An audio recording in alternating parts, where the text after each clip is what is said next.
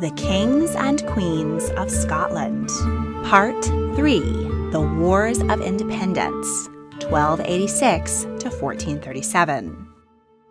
Magnificent and rugged, Scotland has long been a country of fierce independence and brutal power struggles. In parts 1 and 2, we met the ancient MacAlpin warrior kings, who fought off Vikings and bound kingdoms together, and the Dunkeld cousins, including Macbeth, who murdered each other over the throne, and tried to take advantage of the Norman invasion of England. In this episode, we'll see Scotland go through its most tumultuous century, beginning with its first tragic Queen Regnant, through the Wars of Independence, where we'll learn what Braveheart and Outlaw King got right and wrong about William Wallace and Robert the Bruce, ending up with the accession of the Stewart Dynasty, who would rule Scotland for 300 years. House of Spada. Margaret, the Maid of Norway, was Scotland's first queen in her own right. After the sudden deaths of her mother and uncles, she was the only surviving descendant of King Alexander III. But she was only 3 years old and still in Norway. In her absence, the men with the next best claims to the throne, Robert Bruce and John Balliol, squared off, and civil war looked imminent. In order to keep the peace, 6 leading nobles formed the Guardians of Scotland. They subdued Bruce and Balliol and got other lords and clerics to agree to support little Margaret's empty throne. They needed to get her there to fill it. But her father, King Eric I of Norway, was reluctant to send his baby girl so far away. The Guardians turned to Edward I of England to intercede. He saw opportunity and wanted to wed little Margaret to his own infant son. As father-in-law to the Queen, he would have power over Scotland. King Edward persuaded Eric to ship Margaret, now 7, to Scotland, and he sent his own luxurious vessel to retrieve her. But Margaret's crossing was treacherous, and her ship was battered by storms. She arrived in Orkney terribly ill, either from food poisoning or severe seasickness. She died in the arms of the Bishop of Narv, far from home, and having just set foot in the kingdom she would never know. Her body was taken back to Norway. Her father demanded to see her and confirm that it was really his child who had perished. She was buried next to her mother in Bergen. 10 years later, a woman claimed to be the long-lost Queen Margaret, but she had no proof and was closer to 40 than 17, so she was burned at the stake. First interregnum, 1290 to 1292. With Margaret's death, Scotland lost everything they'd hoped for in their treaty with Norway and England, and they'd opened the door to powerful King Edward I. He had already conquered Wales and put the Welsh princes' heads on spikes. He granted his son the title Prince of Wales, which the English heir apparent has held ever since. Edward demanded that the contenders for the Scottish throne, Bruce and Balliol, come to him. He threw his substantial weight behind the House of Balliol. John Balliol. He was the 3 times great-grandson of King David I through his mother. His father's family had come from France during the Norman conquest. John grew up in England. He was a 4th son and was probably destined for the church, but the early deaths of his brothers and parents meant he inherited vast estates. His Englishness made him an attractive candidate to Edward, but the 40-year-old baron had not been raised with the regal tenacity needed to hold a throne. A month after his election, John was beckoned south to celebrate Christmas with Edward and to swear fealty to him, making Scotland yet again a vassal to England. Edward further humiliated the Scots by ordering them to fight in France for his personal inheritance. This was too far. A council assembled to sign a treaty with France against England. This was the beginning of centuries of collusion between the two nations, known as the Auld Alliance. They revoked John's homage, and Scotland and England were once again at war.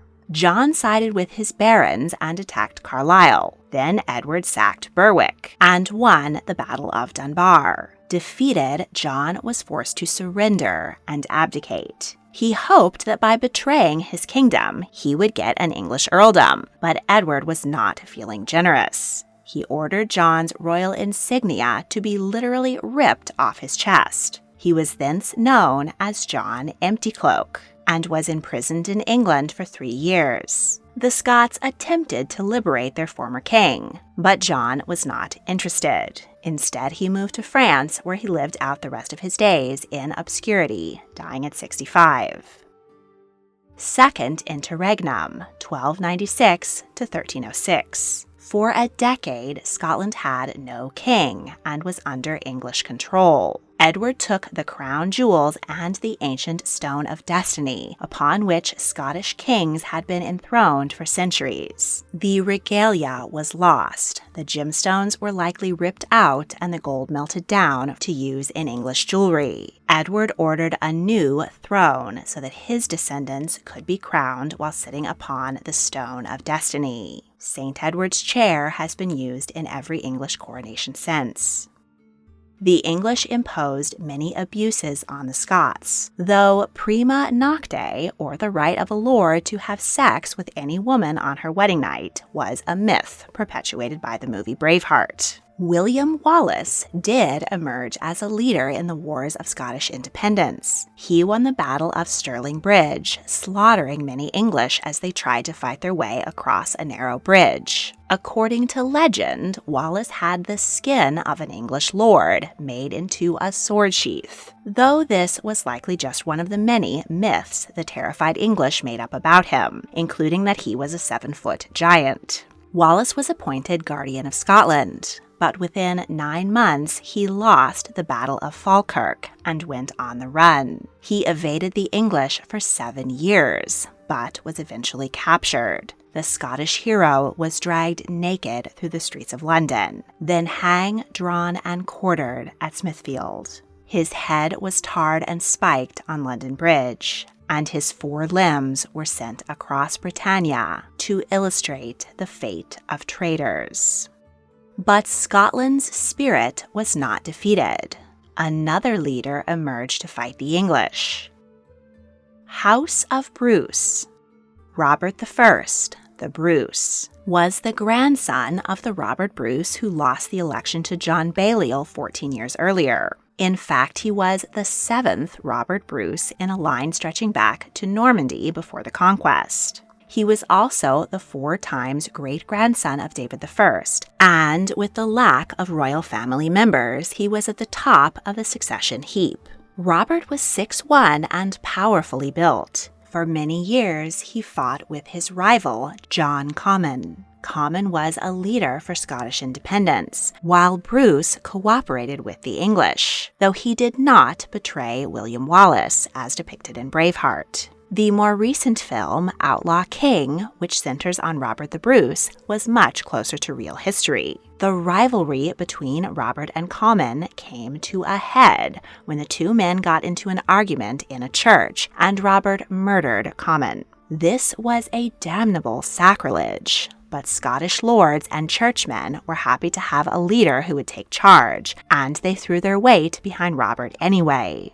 He moved quickly to have himself crowned king at Scone. The English responded with an invasion. Robert was defeated twice, and many of his key supporters were killed or captured. His wife, Elizabeth du Bourgh, daughter, sister, and bishop were taken to England in chains and put in cages on public display.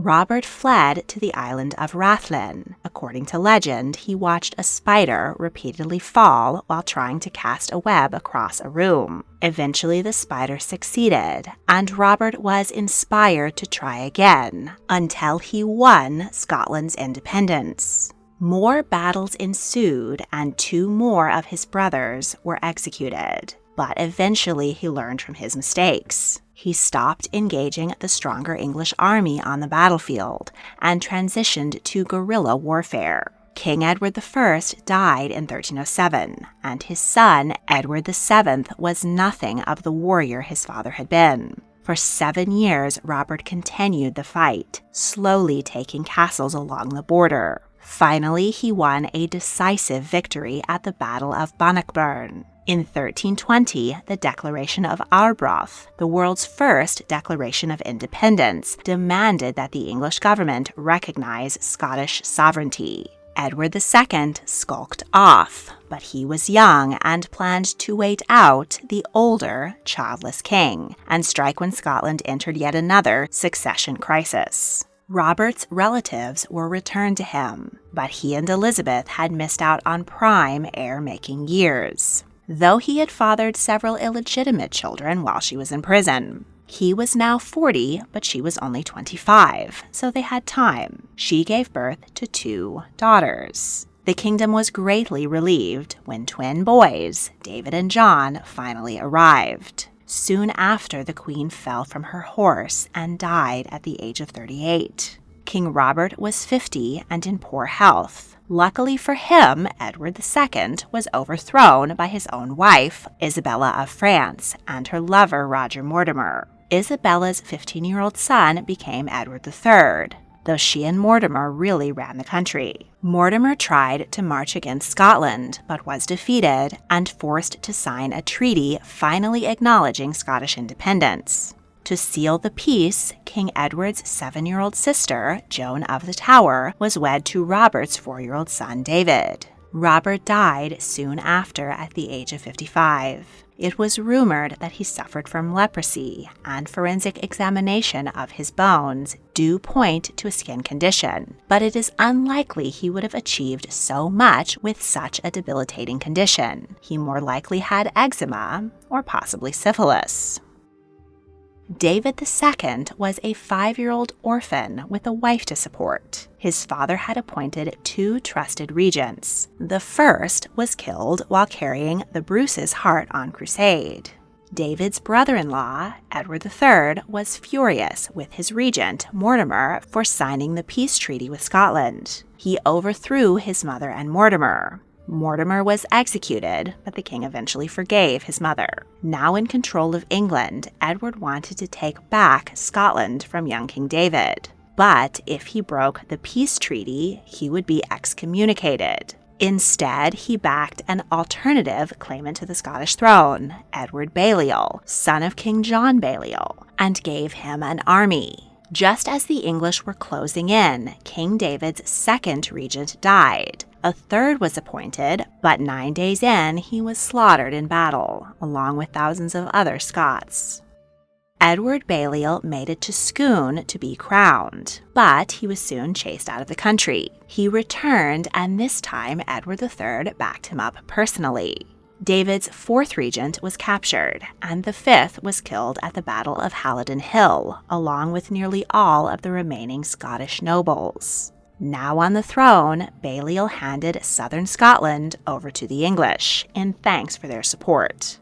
9-year-old King David faced doom, but salvation came from across the sea. King Philip VI took the young king and queen back to France. He had just started a war with the English over King Edward's claims on the French throne. That dispute evolved into the 100 Years' War. It took Edward's attention away from Scotland, and David's 8th regent launched a guerrilla campaign and managed to push Balliol out of the country. David, now 17, and his 20-year-old queen returned to Scotland. The peasants were delighted, but nobles had some reservations. They had been free to do as they wished for 8 years, and weren't keen on answering to a king. The most powerful was Robert Stewart. He was the son of Robert the Bruce's eldest daughter, Margaret. Robert was 8 years older than David, and until the young king fathered a child, Robert was heir presumptive. David took an immediate dislike to his nephew and pushed him to the outskirts of the royal circle. When his mentor, Philip VI, was defeated at the Battle of Crécy, the teenage king was eager to support him and prove himself in battle. He attacked northern England, but he was defeated and captured at the Battle of Neville's Cross. King David was held prisoner in the Tower of London, but later moved to a luxurious house arrest at Windsor Castle. Edward III was his brother-in-law after all, and they had a decent relationship. Edward allowed his sister Joan to visit her husband, though the couple didn't get along and never conceived a child. Robert Stewart was left in charge of Scotland, and he had no intention of ransoming his uncle. But when he got word that David and Edward were conspiring to make one of Edward's sons the next King of Scotland, he was outraged. Robert got the support of the new King of France, Jean II, to officially become king, but Jean was promptly killed in battle,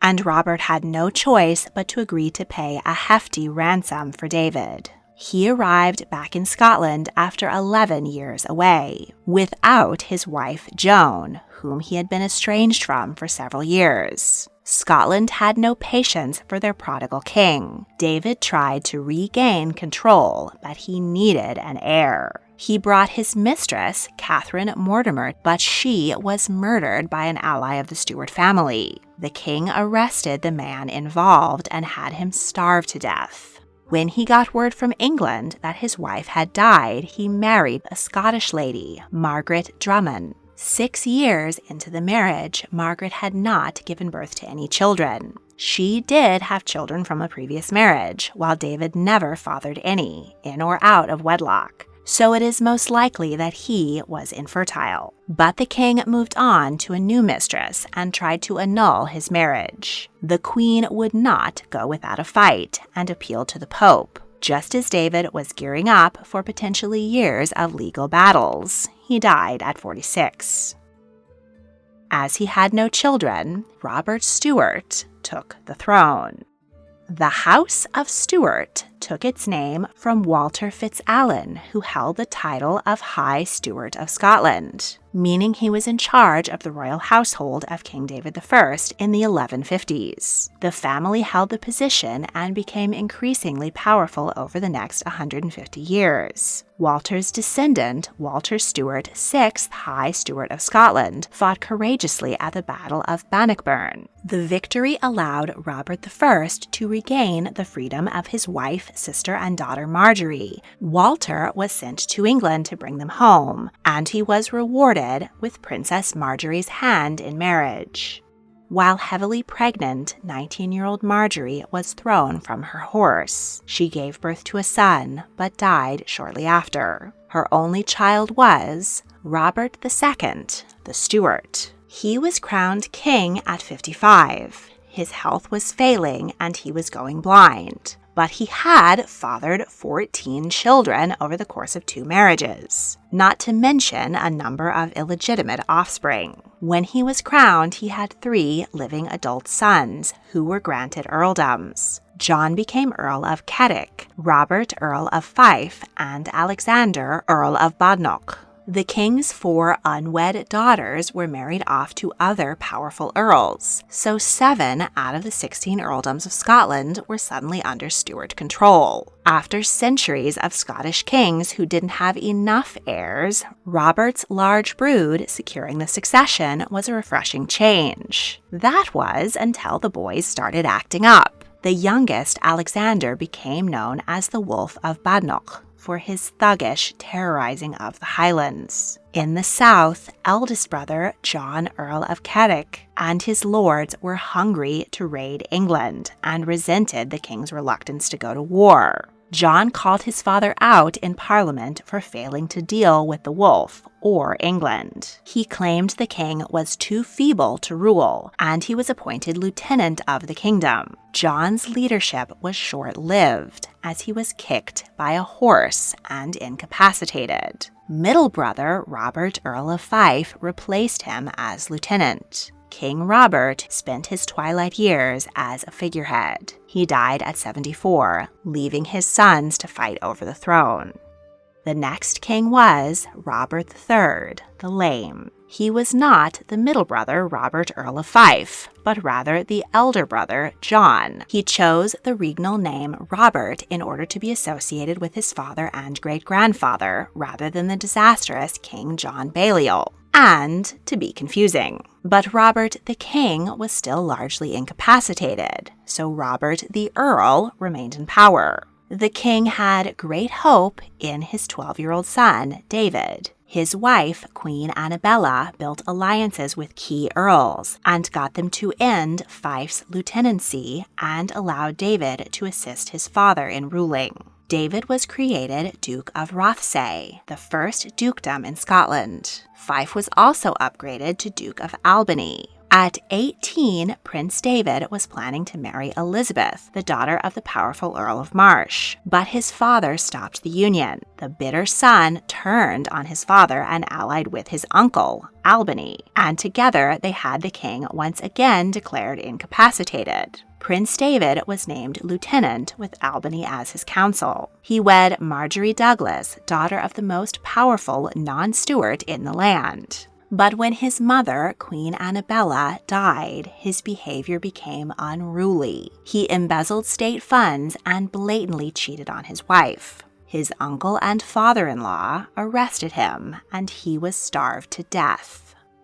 Albany once again took control, but he didn't have an easy time of it. He suffered defeats against the English and against his brother, the Wolf of Badenoch. His elder brother, who was still technically King Robert III, was able to make an unlikely comeback. He set up a new court, made alliances, and spread rumors of miracles associated with his murdered son. He put his hopes in his second son, 10-year-old James. While the prince was traveling through the countryside, his party was ambushed by Douglas men. The prince escaped and boarded a ship for France, but he was captured by English pirates and taken to King Henry IV, who imprisoned him in the Tower of London. The shock of his son's capture was too much for King Robert. On his deathbed, he requested that he be buried in a dung heap, with the epitaph, "Here lies the worst king and the most wretched of men in the whole kingdom."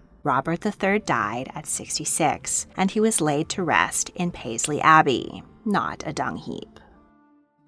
James I was declared king in absentia at 12, but Albany remained in control of Scotland. He had no interest in negotiating for James's return, so the king remained in England for 8 years. He was treated well as a prisoner of King Henry IV. He lived in the royal household and was even made a Knight of the Garter. He was given an excellent education and exposed to Renaissance ideas just beginning to reach England. James excelled in wrestling, tennis, literature, and music. When Henry V inherited the throne, he went all in on the 100 Years' War and brought James with him to France. The Scottish army was also there, but fighting for the French, their longtime allies. During a battle, Henry ordered James to order the Scots to surrender. They ignored their king and fought on. The English won, and those Scots who survived the battle were hanged as traitors.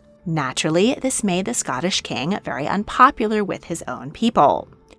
James fell in love with Joan Beaufort, daughter of the Earl of Somerset, and the pair were married. Henry V died of dysentery at 35, and his 9-month-old son became King Henry VI. The English lords were keen to have the thoroughly Anglified Scottish king back on his own throne as their ally. Albany had died, so the English forced his son, Murdoch, to come and ransom James and take him back home. King James I was 29 when he was finally crowned at Scone. He tried to introduce many of the Renaissance ideas he had learned in England, most significantly the king's singular authority over the government. He was not popular with the Scottish lords, who had been operating just fine without a king, and now had to pay higher taxes and send 21 of their own children as hostages to cover his ransom. James and Murdoch, who was his heir until he had a son of his own, faced off in a Cold War. James was unable to censure his rival because the Scottish army, still fighting in France in the 100 Years' War, supported Murdoch. But at the Battle of Verneuil, the Scots were wiped out. James moved quickly to arrest and execute Murdoch. Now James I had control over Scotland. The French sent an impressive envoy to offer him money and a marriage between his daughter Margaret and Louis le Dauphin in exchange for more soldiers. James accepted the money, but took his time sending Margaret and the troops. Not to be outdone, the English sent their own embassy with an offer for Margaret to wed Henry VI if the Scots joined their side in the war. James played both sides and did not commit. After 5 daughters, Queen Joan finally gave birth to twin sons, securing the succession.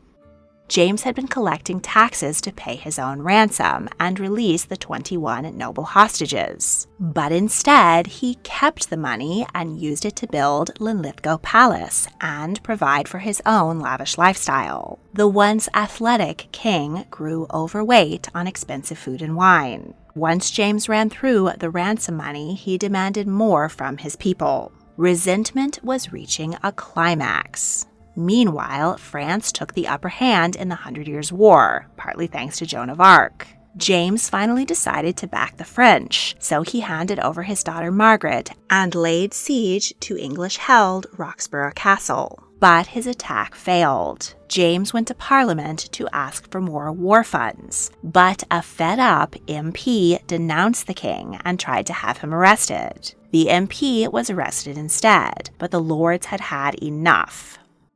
James and Joan left the mayhem to spend Christmas at Perth Friary. There they relaxed, and James enjoyed playing tennis. But his tennis balls kept going down the sewer drain near the court, so he ordered that the drain be blocked off. One night, 7 conspirators stole into the royal apartments. They killed a page boy, and his screams alerted the royals. The bar for their chamber door could not be found, so a lady-in-waiting stuck her own arm into the door jamb to block the attackers. While she struggled, the royals used a fireplace poker to pry up a floorboard, and the king jumped into the sewer pipe below. The assassins broke the lady's arm and entered the room. But the king was nowhere in sight. They were about to leave when one assassin thought to look below the floor. There they found the king, covered in filth. He had been unable to escape because he'd previously ordered the drains to be blocked to save his tennis balls. In saving his balls,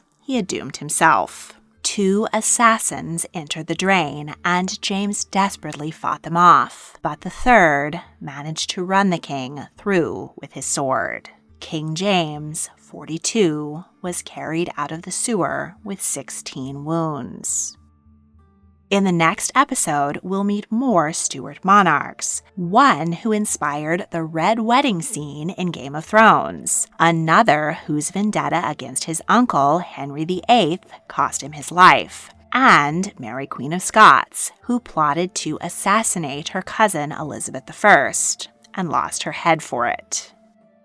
All this fascinating Scottish history makes me long to return to the Highlands, and I want you to come with me. I'll be hosting a historic group tour of Scotland from May 15th to 21st, 2024. Over 7 days, we'll experience the highlights of Scottish history, from lowlands to highlands. We'll see the honours of Scotland at Edinburgh Castle, Bronze Age burial chambers at Balnurin of Clava, Eileandonnan Castle, the Living History Highlands Folk Museum, Dunkeld Cathedral, the mystical Isle of Skye, and so much more. And most amazingly, we'll be doing it all with a group of fellow history lovers and a local guide. Bring a buddy or fly solo. We'll all become friends along the way. Click on the link in the description to reserve your place on this historic trip today. The first 14 to sign up will get $200 off. Only 25% is due at booking, the rest 90 days before we depart. I can't wait to meet you in Scotland. A special thank you goes to my patrons, Isabella Petroni and Emily Schroeder.